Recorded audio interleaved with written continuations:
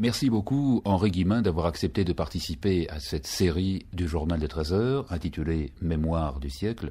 Henri Guillemin, vous êtes vous aussi un homme du siècle. Vous êtes né pratiquement avec le siècle. Oui, exact. Je suis né à Mâcon en 1903. Vous mesurez donc mon âge.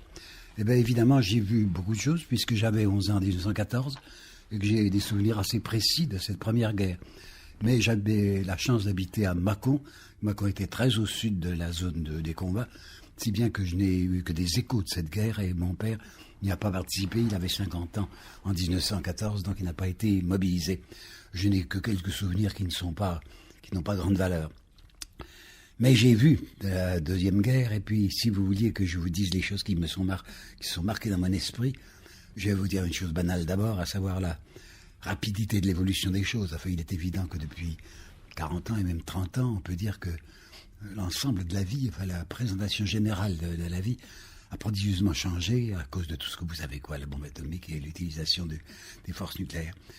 Alors là, c'est une banalité, je n'insiste pas, mais c'est vrai que j'ai été parfaitement sensible. Enfin, je me rends compte que je vais m'en aller puisque je suis proche de la mort forcément à un moment où tout change et où continuera à changer sans doute très vite. Si bien que moi qui est maintenant un arrière-petit-fils, je regarde cet arrière-petit-fils en me demandant dans quel monde il va être si prodigieusement différent du mien. Alors ça, je n'insiste pas puisque c'est banal. Mais deux, je dois vous dire quelque chose qui vous intéresse peut-être pas beaucoup, mais qui pour moi est très important parce que vous savez sans doute que je suis très préoccupé des choses religieuses et que j'ai toujours été chrétien. Et qu'il y a un monde, un abîme entre ce que j'ai connu dans mon enfance et mon adolescence et les choses religieuses aujourd'hui. Il y a une indifférence croissante. Enfin, je le vois autour de mes propres enfants. Ils ont été élevés dans la religion catholique, ils s'en moquent complètement, personne ne va plus à la messe, ils n'y croient pas, ça ne les intéresse pas. Et autour de moi, quand j'essaye d'en parler, je me rends compte que c'est un sujet qui est même presque dépassé. Mais est-ce que c'est vraiment pour vous un changement important entre ce que vous avez vécu dans les années 20, 30 et maintenant ? Un changement important parce que c'est quelque chose qui se serre en moi. Vous voyez, quand je me rappelle Mâcon, quand j'avais 10-12 ans, et que l'église le dimanche était absolument pleine, et qu'il n'y a plus personne aujourd'hui, enfin il y a des messes de rien du tout, il n'y a plus de clergé, dans ma région qui est celle de Mâcon et de Bourgogne, les prêtres meurent et ne sont pas remplacés. Enfin il y a là quelque chose qui, oui je dois vous le dire, qui me serre le cœur et que je trouve très important et très dramatique. La deuxième image que j'ai gardée de ce siècle, que j'ai presque traversé, c'est, après celle de la multiplication des découvertes, celle de la disparition de la foi. Et pour moi, c'est très important. Je sais bien qu'il y a des sectes qui ne m'intéressent pas beaucoup. Je sais bien qu'il y a des gens comme Malraux qui prétendait, avec une phrase qui ne veut rien dire, que le prochain siècle sera religieux, ne sera pas, ce qui n'a pas de signification. Ça voulait dire que pour lui, c'était une préoccupation dont je ne suis pas très certain.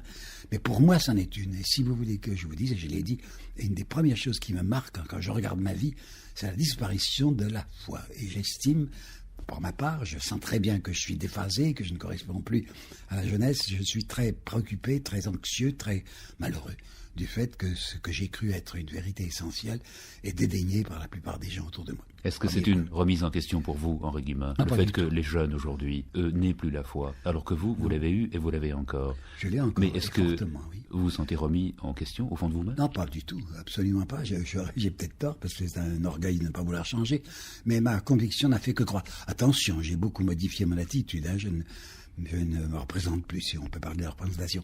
Dieu d'une manière anthropomorphe, comme je le faisais probablement dans mon enfance, en adolescence.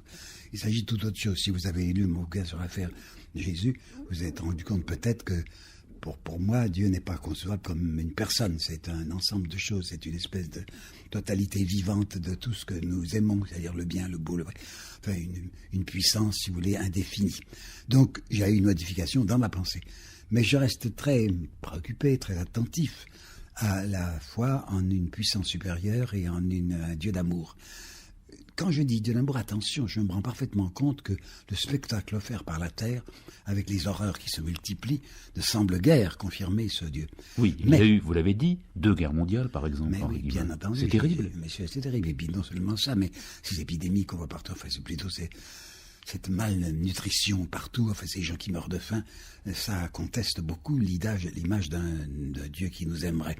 C'est donc sous une autre forme qu'il faut concevoir cette pensée religieuse.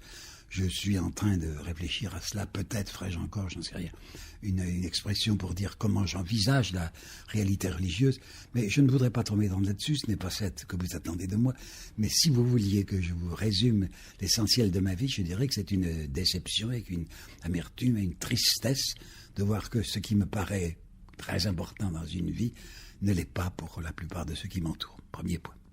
Mais ça ne veut pas dire, Henri Guillemin, que la morale, elle, est disparue. La morale existe toujours. Je ne sais pas ce que c'est que la morale. Vous savez, j'aime pas ce mot-là du tout, mais il y a ce qu'on sent être bien et ce qu'on sent être mal. Je sais parfaitement ce que ça veut dire.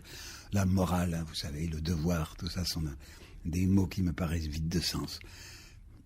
Chacun, au fond de nous, sait très bien, quand il agit d'une manière ou de telle autre, s'il a son approbation ou s'il y a au fond de lui-même quelque chose qui proteste, qui rouspète, qui se lève. Ben, je suis comme ça. Je n'aime pas du tout la morale traditionnelle, en particulier sur la sexualité. Je trouve que par bonheur, on a écarté les niaiseries qu'on nous avait enseignées par l'Église en a une certaine responsabilité.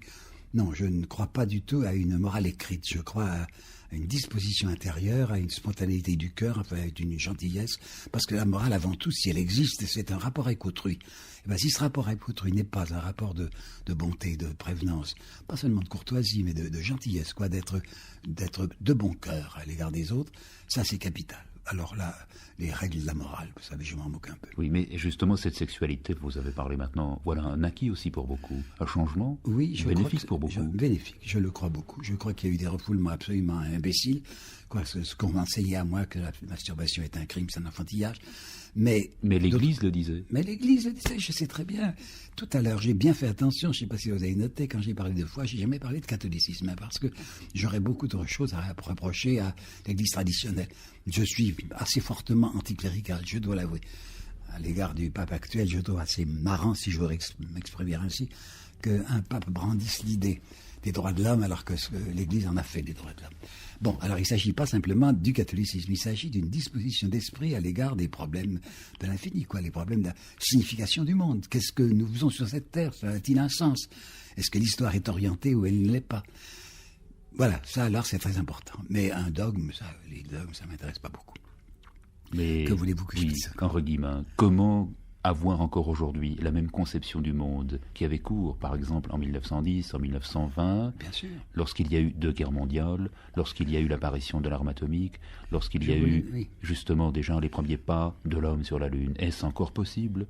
Sûrement pas, mais que la conception du monde se modifie, ça ne change rien, me semble-t-il, à l'identité profonde des êtres. Eh bien, dans la profondeur de chacun d'entre nous, il y a ce que j'appelle une connaissance intuitive de Dieu. Pascal, que j'aime vraiment beaucoup, j'ai encore relu cet été pour la 20e fois les pensées. Quand Pascal parle de connaissance du cœur, j'aime pas l'expression parce que tout de suite ça fait penser à presse du cœur et à sentimentalité, mais je dis qu'il a raison en découvrant en chacun d'entre nous ce que j'appellerais moi une connaissance par contact. Je crois que ce qui est l'essentiel, la profondeur la plus creuse de notre identité contient une adhésion à quelque chose que nous appellerons la bienveillance générale. Je n'aime pas le mot charité naturellement. Enfin, le mot amour a été tellement compromis. Mais que le meilleur de ce que nous avons, c'est une disposition de bienveillance et de générosité. Ça, j'y crois très fort. Maintenant, je voudrais quitter ce problème religieux, je voudrais vous parler d'autre chose qui est très important pour moi, qui est l'orientation politique. Vous savez peut-être qu'à cause de mon père, peut-être qu'il était très républicain, puisqu'il s'est débattu au moment de l'affaire Dreyfus, j'ai été toujours très engagé à ce qu'on appelle la gauche. Et je vous avoue que je sais de plus en plus et de plus en plus clair ce que c'est que la droite et la gauche. Mais est-ce que les choses ne sont pas liées, la religion et la politique, Henri Guillemin, finalement? Ça dépend. Hélas, je me suis rendu compte que dans mon enfance, les catholiques étaient tous de droite. Et moi, il se trouve que je suis de gauche, et que je l'ai toujours été. Donc j'ai été en rupture avec mon milieu religieux, du point de vue politique. Je vous dirais même, alors pour une seconde réponse, enfin sur un plan plus profond, à ce que vous venez de dire, qu'il me semble, quand il y a une certaine conception religieuse qui est la mienne, qui implique une certaine politique. Il est dangereux de prétendre qu'une certaine religion va vers une certaine politique, mais je dois vous dire que ma disposition intérieure, qui croit à la générosité, à la solidarité, au point de vue religieux, m'a conduit directement à une position politique qui est très définie. Bon, alors ce que je voulais vous dire, c'est que ça a beaucoup compté pour moi, ces problèmes politiques. Et même quand j'avais 18-19 ans, j'étais déjà assez engagé parce que, vous savez un peu peut-être qui était Marc Sagnier, qui était le fondateur du Sillon, qui se trouve avoir été un ami de mon beau-père, donc vous voyez l'image là-bas. Et c'est ma femme et sa filleule. J'ai connu ma femme, que j'aime beaucoup, 57 ans de mariage, par ce Marc Sagnier. Bon, Marc Sagnier était un des catholiques de gauche les plus critiqués et les moins compris qu'il soit. Alors, voyez mon drame, je vais vous raconter ce qui m'a été le plus remuant dans ma vie politique. C'est que quand j'avais 18-20 ans, j'avais devant moi des gens de droite qui étaient des nationalistes. Vous savez ce que c'était? Enfin, c'était les gens, les anti-Dreyfusards qui disaient que Dreyfus était un traître. Oui, vous aviez 18 ans, c'était après la Première Guerre mondiale. C'était à la fin de la Première Guerre mondiale, oui, puisque je suis entré à 20 ans juste à l'école normale supérieure. J'avais 20 ans, 23. J'avais en face de moi comme adversaire des gens de droite qui étaient des nationalistes. Vous savez bien ce que c'était que l'Action française, enfin, la nation avant tout, le nationalisme était grave. Et vous savez, vraiment là, j'ai eu une torsion intérieure, j'ai eu un mouvement, enfin, d'effarement. J'ai vécu 2 ans au Caire, 36-38, et quand je suis revenu, j'étais un peu éloigné de la politique française quand j'étais au Caire, et quand je suis revenu en France en 38, j'ai été abasourdi, mais je vous dirais abasourdi, je n'exagère pas, en voyant la position que prenaient dans les problèmes extérieurs, problèmes de la politique extérieure, ces gens que j'ai vus devant moi, nationalistes intégraux, Ces gens, je parle de Maurras, je parle d'Action française, je parle de Je suis partout, je parle de Brasillac, étaient des gens qui passaient leur temps à ce moment-là à pousser des clameurs, des acclamations pour toutes les victoires que remportaient en Espagne les forces italiennes et les forces allemandes, alors que nous savions très bien que c'était nos ennemis. Mais ces gens, l'Action française, ces gens de droite, étaient tellement attachés à leurs privilèges, à une certaine organisation sociale en faveur des nantis, que peu importe le sort de la France, pourvu que leurs idées triomphent. Et en prévision de votre visite, j'ai recherché un document que je tiens à vous lire parce qu'il a été capital pour moi lorsque je l'ai trouvé. C'est dans mon livre de 1874, je crois.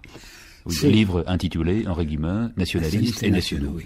Alors là, j'avais retrouvé, quand j'ai préparé ce livre il y a une dizaine d'années, un texte de Thierry Moyer. Je le connais, Thierry Moyer, il s'appelle Talagrand, comme vous savez, c'est un homme honnête, que je ne dis pas que je l'aime bien, puisque nous sommes très opposés, mais enfin, c'est un esprit droit.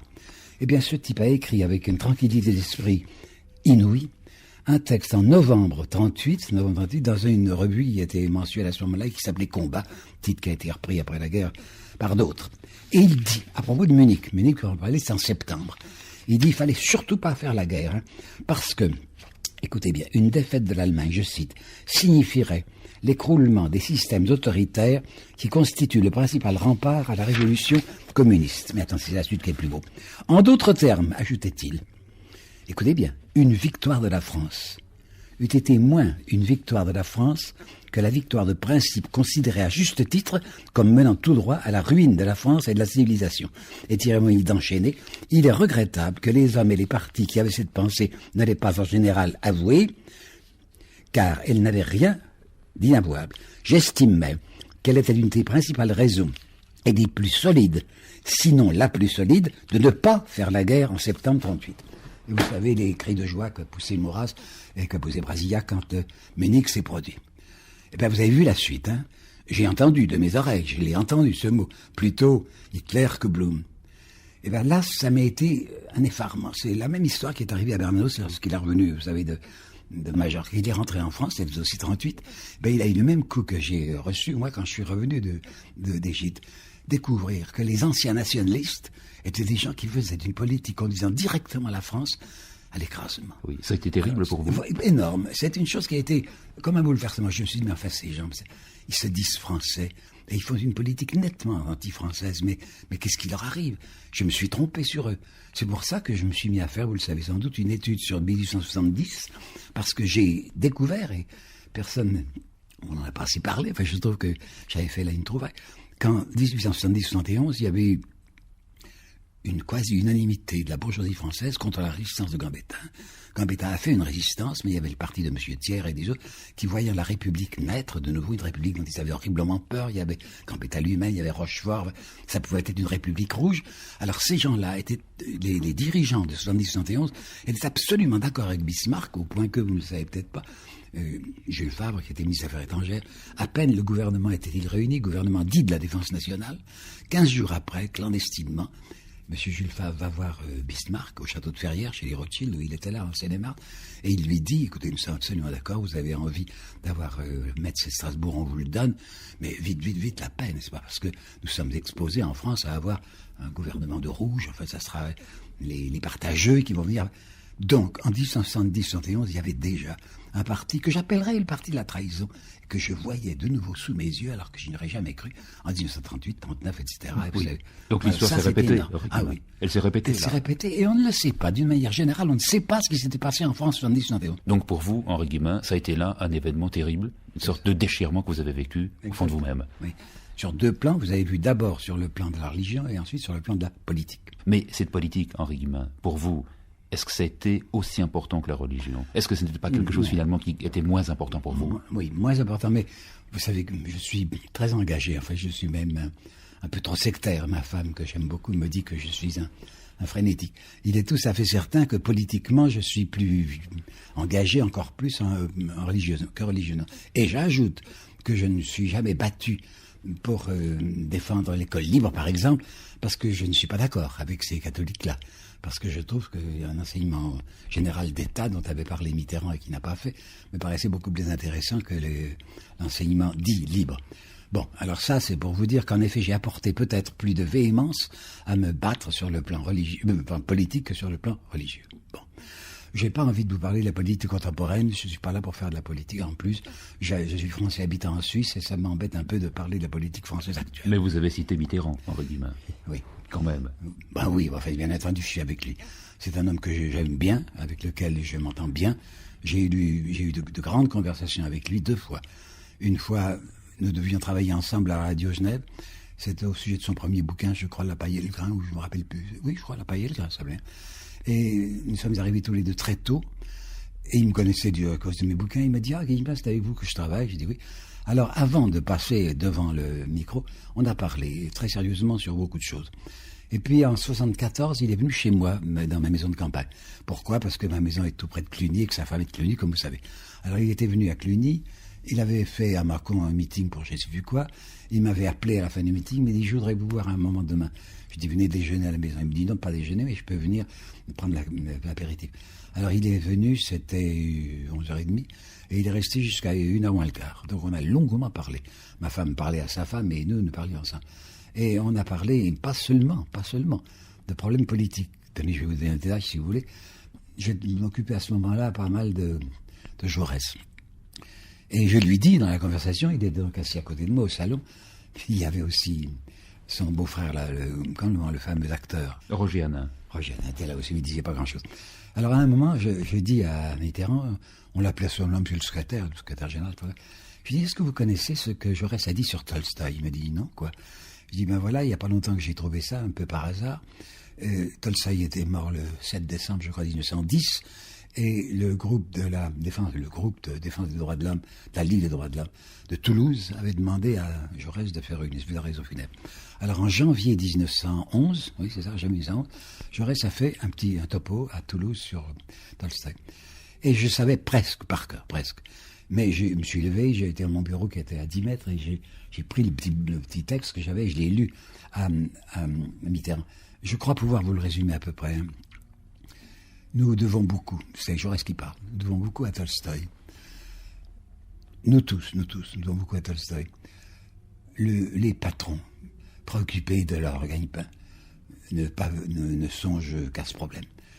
L'ouvrier enfoncé, englouti jusqu'au cou dans le désordre économique, n'émerge que pour un cri de revendication.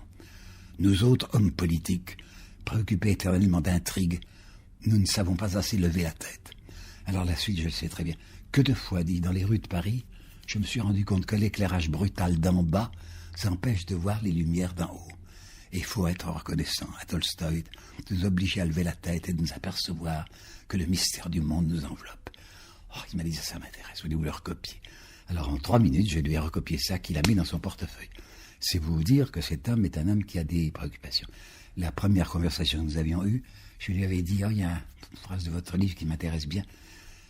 Plus j'avance dans la vie, écrivait Mitterrand, plus je suis préoccupé de la face cachée des choses.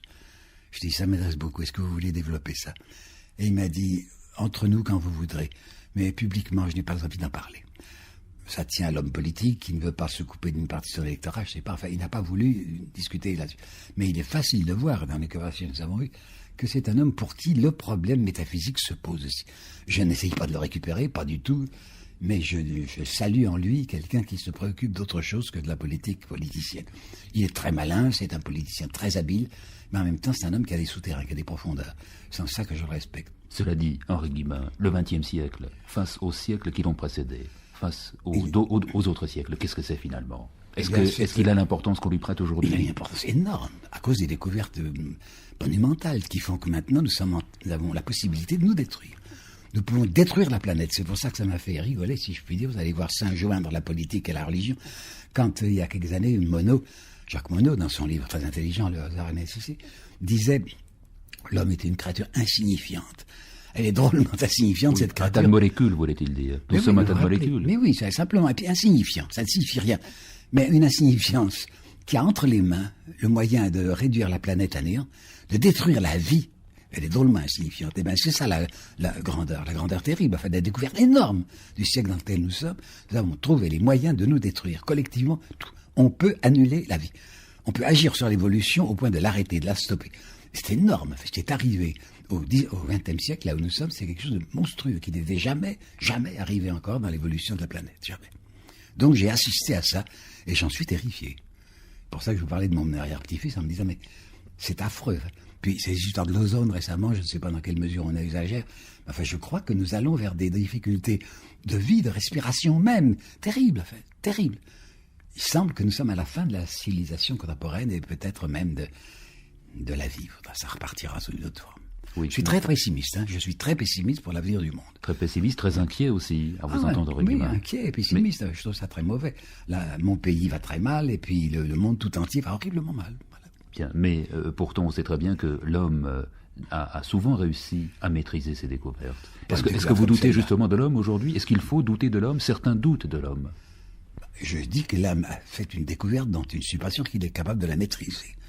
Il l'a mis à la disposition de gens qui n'en sont peut-être pas dignes, des possibilités monstrueuses. Alors ça, je ne sais pas. L'individu humain, Oppenheim, enfin des gens comme ça, sont épouvantés eux-mêmes. Il faut rappeler ce que disait Einstein. Bon, il y a des gens très nobles qui ont fait des découvertes terrifiantes et dont eux-mêmes avaient peur. Et ben moi, j'en ai peur aussi parce que ça peut être utilisé par n'importe qui. Je ne veux désigner aucune nation, mais je sais qu'il y a des endroits où se trouvent déjà des moyens atomiques qui sont effroyables. Voilà. Alors c'est dans ce sens que je ne suis pas rassuré. Et que j'ai le sentiment d'avoir vécu quelque chose dont on ne prend pas assez conscience. Enfin, nous sommes à un tournant inouï de l'histoire humaine, un tournant extraordinaire. Ce XXe siècle est un siècle terrifiant. Parce qu'aujourd'hui, on peut se détruire. C'est ça aussi très important pour vous. Oui. Je ne parle pas de la destruction individuelle. Je suis même, quoi que disait autrefois l'Église, enfin, je comprends très bien les gens qui se suicident. Je n'en ai pas envie, il n'y en a par bonheur pas dans ma famille. Mais je parle d'un suicide collectif. Je parle d'un suicide, quoi. On nous tuera. On va tuer l'humanité. Je m'attends au pire. Mais c'est pas gai à dire. Voilà, j'ai fini. Justement encore, Henri Guillemin. Quoi? Mais c'est un pessimisme noir. Oui. C'est le message que vous souhaitez laisser aujourd'hui? Non, je ne voudrais pas. C'est pour ça que j'ai écrit mon bouquin, que vous avez peut-être lu, enfin, l'affaire Jésus, où je dis qu'il y a tout de même des réalités fondamentales qui sont à l'intérieur de l'homme, qui pourraient nous permettre de dominer cette horreur. Mais humainement et sur le plan, si j'écarte la préoccupation religieuse, si je suis métaphysique, si je regarde simplement la vie telle qu'elle, je suis évidemment très pessimiste. Voilà. Bon, c'est triste, mais c'est comme ça. Merci, Henri Guillemin. Merci beaucoup d'avoir participé à cette série spéciale du Journal de 13 heures, consacrée donc aux mémoires du XXe siècle.